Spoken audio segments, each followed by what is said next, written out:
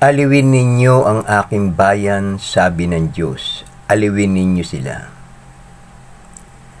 Mahahayag ang kaningningan ni Yahweh at makikita ng lahat. Siya mismo ang nagsabi nito. Sino ang sumukat ng tubig sa dagat sa kanyang palad? Sino ang makasusukat sa lawak ng kalangitan? Sino ang makapaglalagay ng lahat ng lupa sa isang sisidlan sa bundok at burol? At sino kaya ang makatitimbang? Di ba ninyo alam, di ba ninyo talos na itong si Yahweh ang walang hanggang Diyos? Siya ang lumikha ng buong daigdig, hindi siya napapagod. Sa isipan niya'y walang makatatarok. Sa pangalan ng Ama, at ng Anak, at ng Banal na Espiritu. Amen. Amen. Amen. Amen. Amen. Amen. Amen. Diyos amang makapangyarihan sa lahat na may lalang ng langit at lupa, purihin ka, Panginoong Yahweh, ng buong puso ko at kaluluwa. Purihin si Yahweh, pagkat siya ay mabuti. Purihin si Yahweh, pagkat siya ay mabuti. Purihin si Yahweh, pagkat siya ay mabuti. Purihin si Yahweh, pagkat siya ay mabuti. Purihin si Yahweh, pagkat siya ay mabuti. Purihin si Yahweh, pagkat siya ay mabuti. Purihin si Yahweh, pagkat siya ay mabuti. Pinupuri ko po ang inyong puso, isip, karunungan. Banal na Espiritu, banal na kapangyarihan. Malinis na pangalan, malinis na kalooban, at sa walang hanggang ninyong kadakilaan. Ama, maghari nawa ang kapayapaan, kasaganahan, pagmamahalan, pagbibigayan, pagmamalasakit, pag-ibig at katarungan. Diyos amang makapangyarihan sa lahat na may lalang ng langit at lupa, dagat at lahat ng mga nakikita natin at pati ang ating buhay. Mga isdang naglalakihan sa karagatan, mga hayop na kinakain sa kalupaan, mga gulay at purutas na nagbibigay sa atin ng kalakasan, mga puno at halamang gamot na ginawa ng Diyos, tinitimpla ito ng parmasyotika upang ipamahagi sa lahat na may karamdaman dito sa bayang Pilipinas at maging sa buong sanlibutan. O kay buti mo, Panginoong Yahweh, marapat lamang na kayo'y pasalamatan, kilalanin, paglingkuran, at sambahin sa pangalan ng Ama, at ng Anak, at ng Banal na Espiritu. Amen. Amen. Amen. Amen. Amen. Amen. Amen.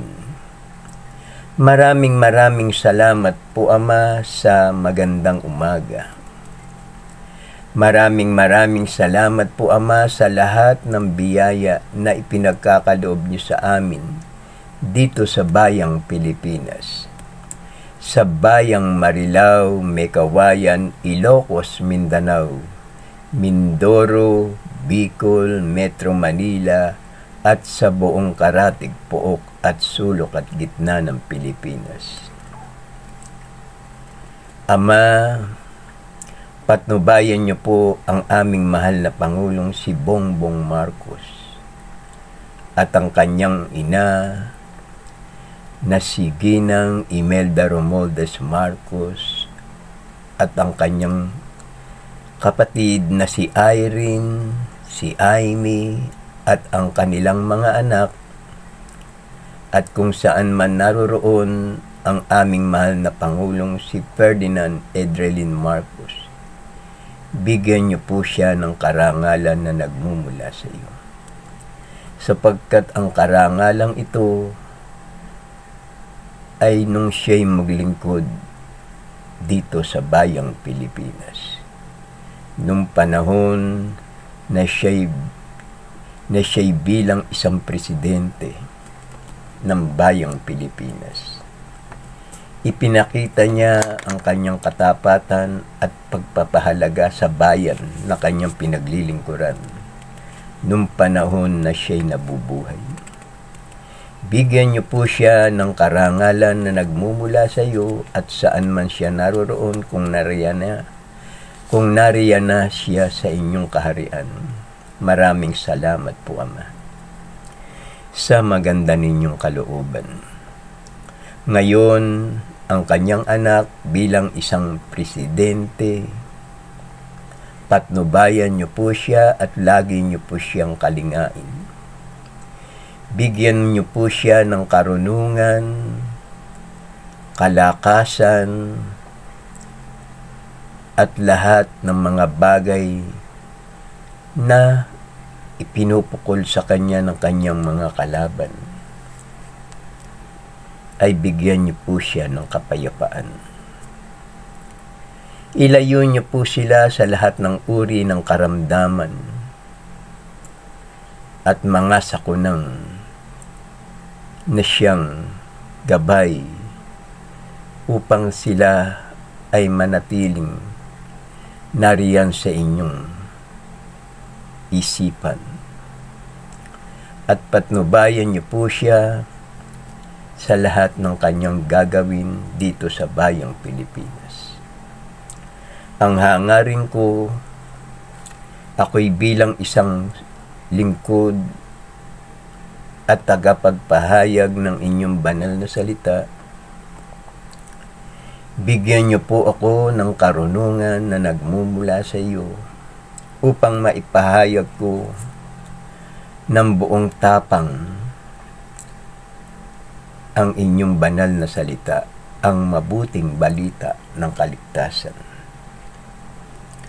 Ako'y mananalangin dito sa bayang Pilipinas upang bigyan ng kahalagahan at pag-asa ang mga taong naririto sa bayang Pilipinas na ngayon ay naghihirap sa kanilang buhay. Sabi sa banal na kasulatan, mga pananalita ng pag-asa. Yan ang handog ko, ang aking banal na salita, ang sabi ng Ama. Yan ang handog ko para sa lahat. Kaya makinig kayo upang inyong malaman ang daan patungo sa aking paanan. Ama, mahal na mahal po namin kayo, kayo ang aming Diyos ang maghahari sa bayang Pilipinas. Salamat po sa maganda ninyong kalooban at sa walang hanggang ninyong pag-ibig at pag-iingat sa akin. Sa amin. Maraming salamat po. Amen. Pinupuri ko po ang inyong puso, isip, karunungan, banal na espiritu, banal na kapangyarihan, malinis na pangalan, malinis na kalooban, at sa walang hanggang ninyong kadakilaan. Ako'y mananalangin ng buong puso ko at kaluluwa upang ang bayang Pilipinas ay maging isang maunlad na bansa. Ang lahat ng kaguluhan ang mga nangyayari ay papalisin natin mula sa kalooban at kapangyarihan ng ating Amang si Yahweh na nasa langit. Tayo'y makinig at tayo'y pumikit sa ating panalangin. Ama namin na sa langit, sambahin nawa ang pangalan niyo. Kayo nawa ang siyang maghari sa amin. Sundin nawa ang inyong kalooban dito sa lupa tulad ng sa langit. Bigyan mo kami ng pagkain kailangan namin sa araw na ito at patawarin mo kami sa amin mga kasalanan. Para ng pagpapatawad namin sa nagkakasala sa amin. Huwag mo kaming iharap sa mahigpit na pagsubok, kundi layo nyo kami sa masama. Sapagkat sa inyo ang kaharian, kapangyarihan, at ang kapurihan magpasawalang hanggang. Amen. Purihin si Yahweh, sapagkat kung pinatatawad ninyo ang mga nagkasala sa inyo, patatawarin din kayo ng inyong Amang nasa langit. Anak, sino ka man at saan ka man naroroon, magtatagumpay ka. Pagkat siya ay mabuti. Our Father who art in heaven, hallowed be thy name. Thy kingdom come, thy will be done on earth as it is in heaven. Give us this day our daily bread, and forgive us our trespasses, as we forgive those who trespass against us. And lead us not into temptation, but deliver us from evil.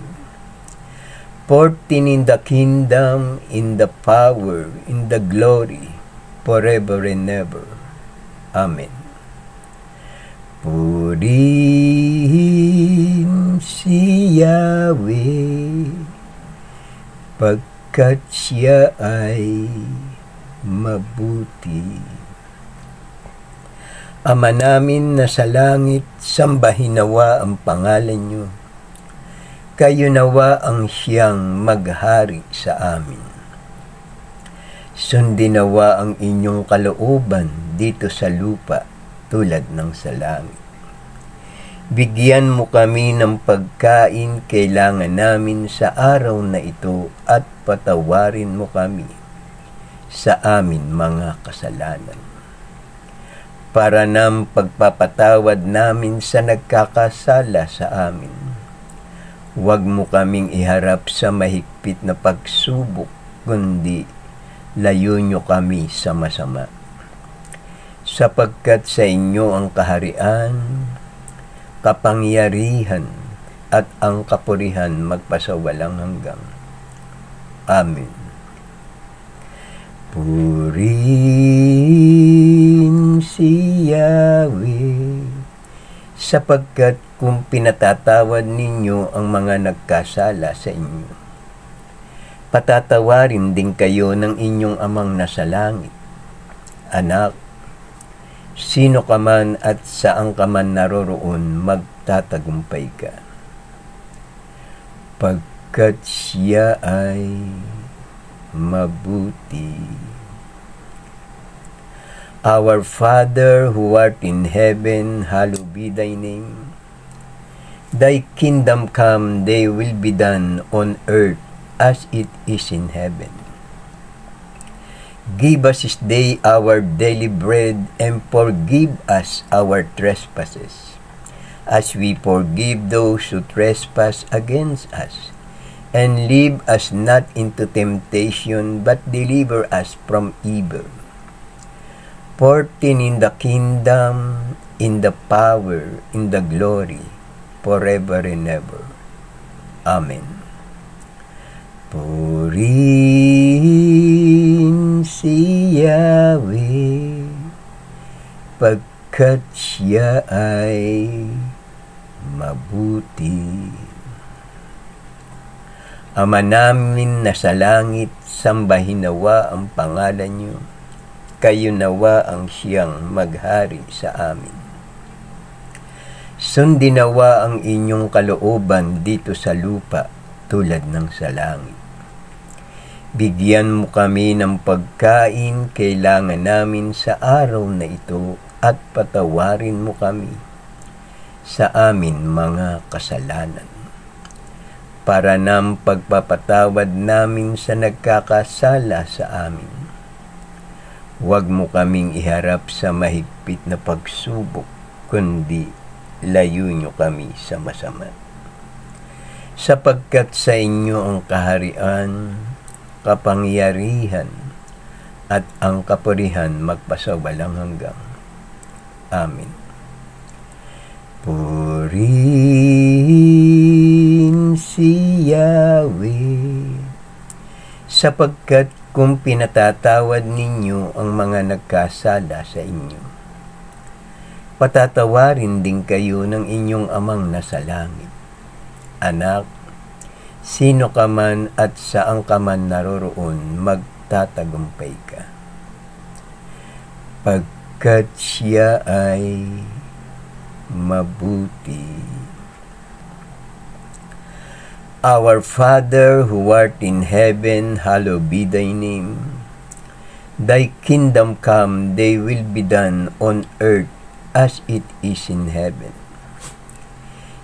Give us this day our daily bread, and forgive us our trespasses, as we forgive those who trespass against us. And lead us not into temptation, but deliver us from evil. For thine in the kingdom, in the power, in the glory, forever and ever. Amen. Purihin si Yahweh, pagkat siya ay mabuti. Ama namin na sa langit, sambahin nawa ang pangalan niyo. Kayo nawa ang siyang maghari sa amin. Sundin nawa ang inyong kalooban dito sa lupa tulad ng sa langit. Bigyan mo kami ng pagkain kailangan namin sa araw na ito at patawarin mo kami sa amin mga kasalanan, para ng pagpapatawad namin sa nagkakasala sa amin. Huwag mo kaming iharap sa mahigpit na pagsubok, kundi layo nyo kami sa masama. Sapagkat sa inyo ang kaharian, kapangyarihan, at ang kapurihan magpasawalang hanggang. Amen. Purihin si Yahweh, sapagkat kung pinatatawad ninyo ang mga nagkasala sa inyo, patatawarin din kayo ng inyong amang nasa langit. Anak, sino ka man at saan ka man naroroon, magtatagumpay ka, pagkat siya ay mabuti. Ama, sa umagang ito, nagpapasalamat po ako sa maganda ninyong kalooban. Pangunahan niyo nawa ako ng inyong karunungan, huwag ang aking kalooban ang masunod, kundi ang kalooban niyo lamang. Mapuspos nawa tayo ng habag at kapayapaan at pagkalinga ng ating amang si Yahweh na nasa langit. Siya ang ating ama na paglilingkuran habang tayo'y nabubuhay, at kung tayo'y sumakabilang buhay, narito ang kanyang banal na salita, ang mabuting balita ng kaligtasan. Ipahayag niya ang lihim at panukala ng kanyang karunungan. ang kanyang gawain na ito ay siya ang may takda at nagbigay sa akin upang tuparin ko ang lahat ng kanyang karunungan at ang kanyang mga panukala. Kaya ako ngayon ay nasa inyong harapan upang bigyan ng buhay ang bayang Pilipinas, ang mga nananahan dito at naninirahan sa ating kalupaan ay bigyan ng buhay at magandang buhay. Sapagkat narito ang ating Pangulo na si Bongbong Marcos, siya ang magbibigay na itinuro ng Diyos sa kanya ang lahat ng bagay na kanyang gagawin para maisakatuparan ang mga biyayang ito na nagmumula sa ating Amang nasa langit na siyang lumikha ng lahat ng bagay. Ama, maghari nawa ang kapayapaan, kasaganahan, pagmamahalan, pagbibigayan, pagmamalasakit, pag-ibig at katarungan. Ako'y magsasalita sa inyo, ginagamit ng ating Ama ang aking mga labi upang ipahayag sa inyo ang kagandahang loob ng ating Amang si Yahweh na nasa langit. Tayong lahat ay makinig upang tayo'y matuto at mamuhay tayo nang may takot sa ating Panginoong Yahweh na siyang ating Ama, Ama ko. Ang may pandinig ay makinig. Mga pananalita ng pag-asa. Aliwin ninyo ang aking bayan, sabi ng Diyos, aliwin ninyo sila. May tinig na sumisigaw, ipaghanda si Yahweh ng daan sa ilang. Isang patag at matuwid na lansangan para sa ating Diyos. Mahayag ang kaningningan ni Yahweh at makikita ng lahat, siya mismo ang nagsabi nito.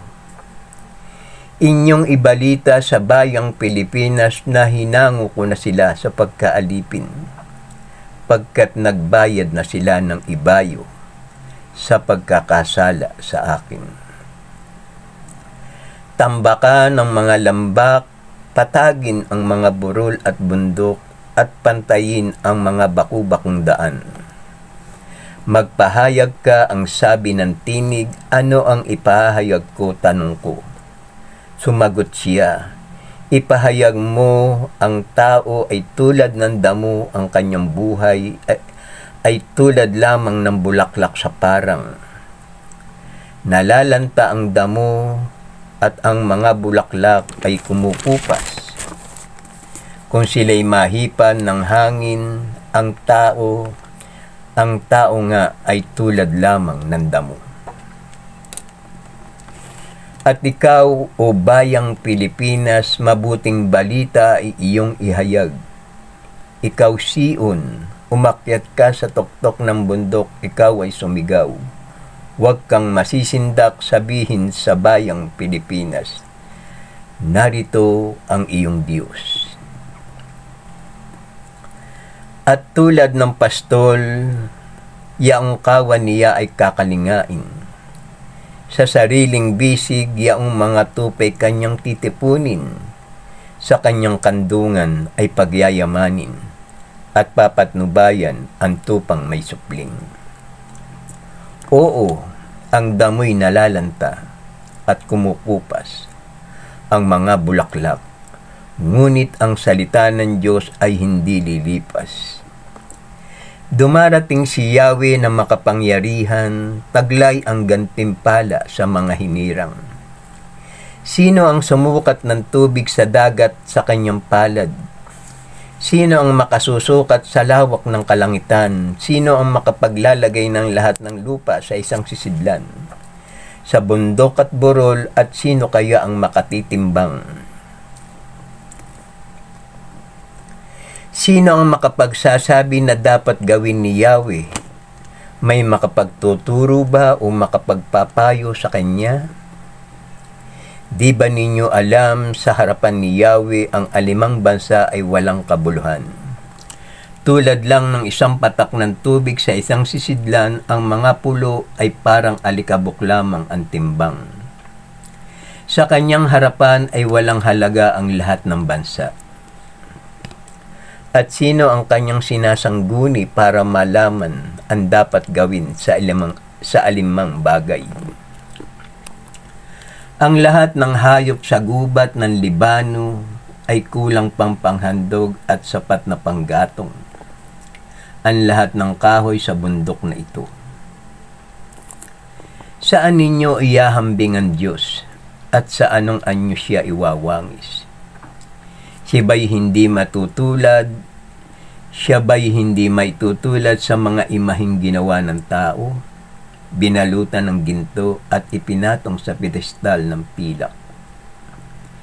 Di ba ninyo batid, sa mulat mula ba'y walang nagbalita sa inyong sinuman kung paanong nilalang itong daigdig?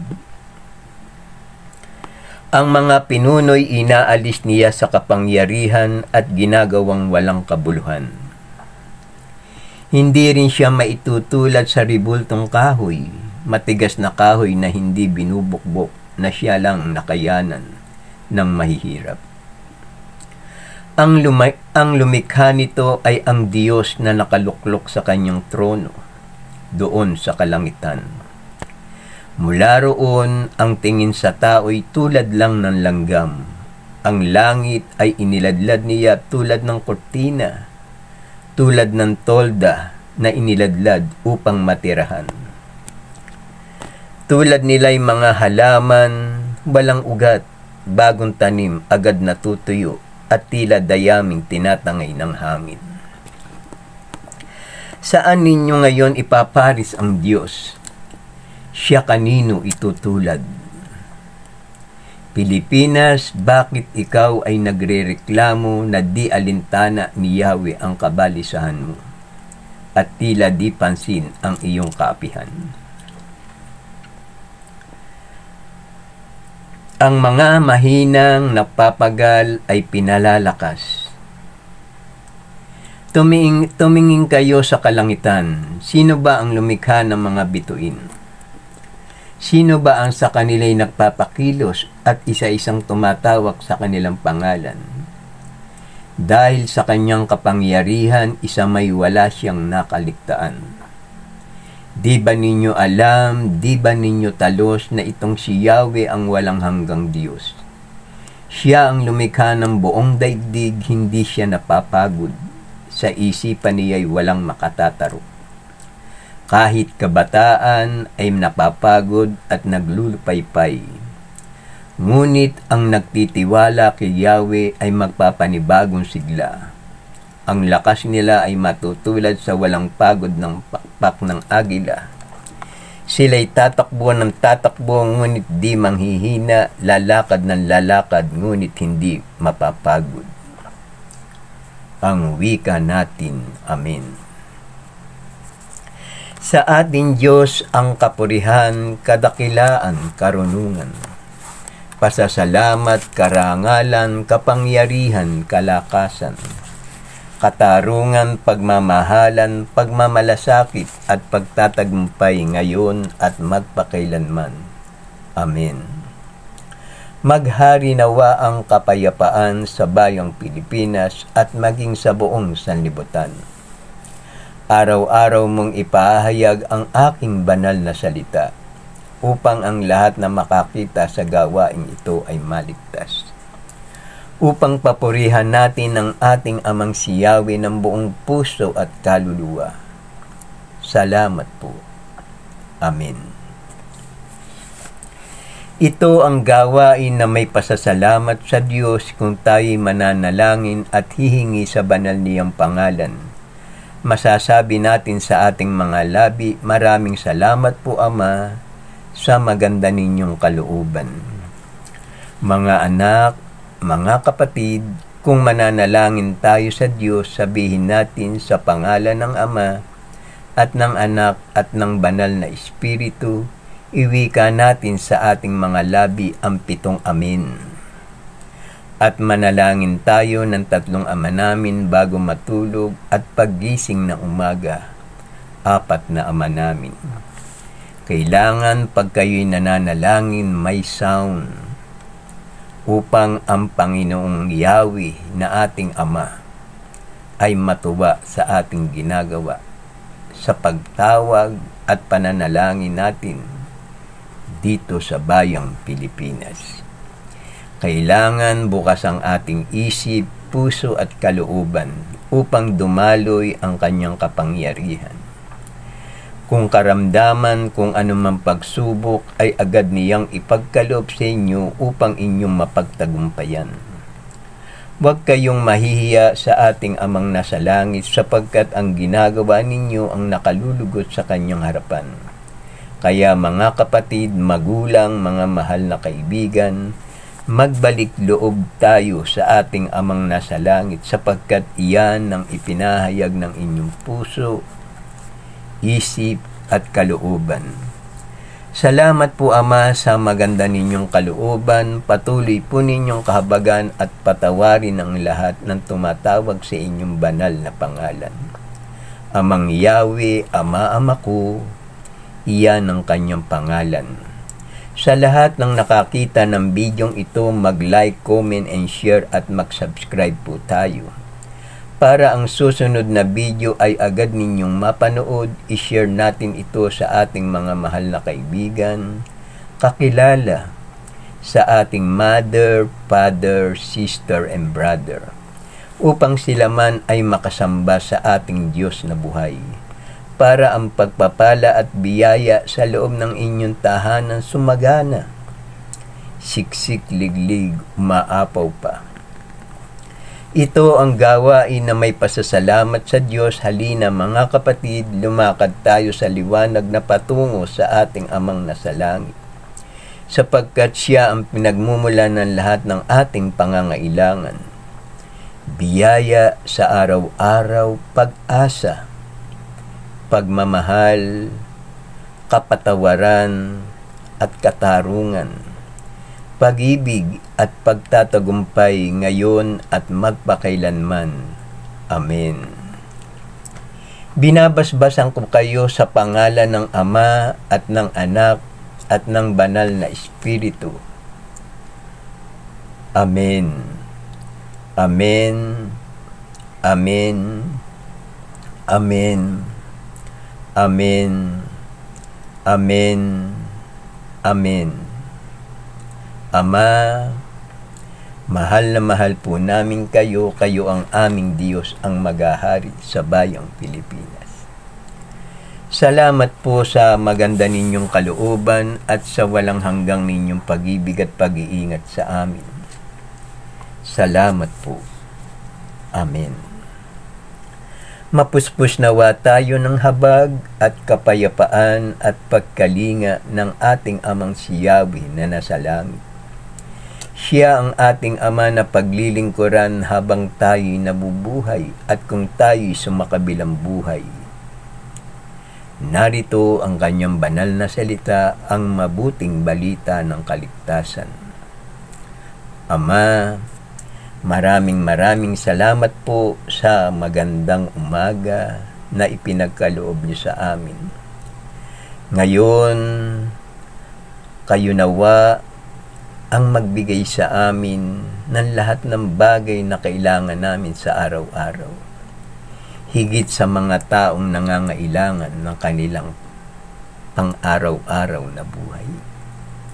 Kayo nawa, Ama, ang magbigay ng tubig sa amin upang sa lahat ng mga taong nauuhaw ay kayo lamang, Ama, ang magbigay ng tubig na nagbibigay buhay sa lahat ng tao dito sa bayang Pilipinas at maging sa buong sanlibutan. Mahayag nawa, Ama, ang inyong kadakilaan at ang inyong kapangyarihan at ang inyong banal na pangalan. Kaya mga kapatid, sambahin natin ang ating Ama sa pangalan espiritu at katotohanan. Hindi sa mga bagay na nakikita natin, higit sa lahat sa pang-araw-araw nating pamumuhay, na tayo'y patnubayan ng ating dakilang lumikha na siyang may lalang ng langit, lupa, dagat at lahat ng mga nakikita natin at pati ang ating buhay. Kaya mula ngayon, mga kapatid, kung sino man ang nakakita ng bidyong ito, gawin natin ito sa araw-araw, na sa ating pang-araw-araw na buhay ay mabuhay tayo na may liwanag sa ating puso, sa ating isip at sa ating kalooban, sapagkat siya ang lumalang sa bawat isa sa atin. Dahil sa kanyang magandang kalooban, nilalang niya tayo ng ayon sa kanyang kalooban. Kaya ka naririto, kapatid, ay dahil sa kagandahan ng kanyang kalooban. Bakit ka kumikilos ngayon at ikaw ay binigyan ng katawan lupa?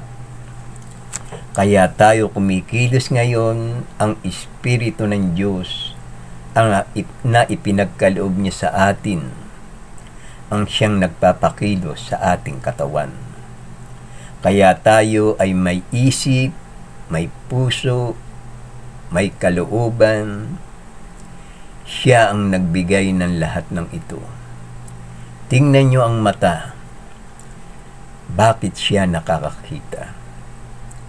Dahil sa kanyang kapangyarihan, binigyan niya tayo ng mata upang makita natin ang lahat ng kanyang nilikha, ang kagandahan ng kalikasan. Bakit niya binigyan tayo ng bibig? Upang tayo'y makapagsalita, upang ipahayag natin ang mabuting balita ng kaligtasan. Bakit tayo humihinga? Upang malanghap natin ang hangin na hindi natin nakikita dahil sa kagandahan at kapangyarihan ng Diyos. Tayo'y nakakahinga at nabibigyan niya tayo ng buhay. Bakit tayo may kamay na ipinagkaloob ng Diyos? Dahil sa kanyang kagandahang loob upang mahawakan natin ang mga bagay na atin dapat hawakan at maisulat natin ang dapat nating maisulat. At lahat ng bagay ay hayag sa kanyang paningin, ang lahat ng ating ginagawa. Bakit tayo binigyan ng paa? Upang tayo makalakad saan man tayo pumunta o pumaroon, makakarating tayo sa ating paroroonan. Kaya tuwirin natin ang ating daan na patungo sa Kanya, sapagkat ito ang gusto ng ating Amang nasa langit, ang sumunod tayo sa Kanyang kalooban, at magkakaroon ka ng buhay na walang hanggang. Tayo'y makinig sa nagsasalita at igagawad niya ang gantimpala sa iyong buhay. Maraming salamat po, Ama, sa magandang umaga. Patuloy niyo po akong gamitin sa gawaing ito upang maipahayag ko ang inyong mabuting balita ng kaligtasan at marinig ng inyong mga anak ang kagandahang loob ng ating Amang si Yahweh na nasa langit. Sa lahat ng nakakita ng bidyong ito at narinig ninyo ang tinig ng Diyos, ipamalita natin, wag tayong manghinayang, wag natin ikahiya, sapagkat kung ikahihiya natin ang ating Amang nasa langit, ikahihiya rin niya tayo pagdating doon sa kanyang harapan. Kaya marapat lamang na tayo sumunod sa maganda niyang kalooban at magawa natin sa araw-araw ang makinig ng kanyang mabuting balita ng kaligtasan. Ito'y ipahayag ng kanyang anak dito sa ibabaw ng lupa. Maraming salamat po, Ama, sa maganda ninyong kalooban at magandang umaga naman sa inyong lahat. na nakakita ng bidyong ito. Salamat po, Ama. Amen.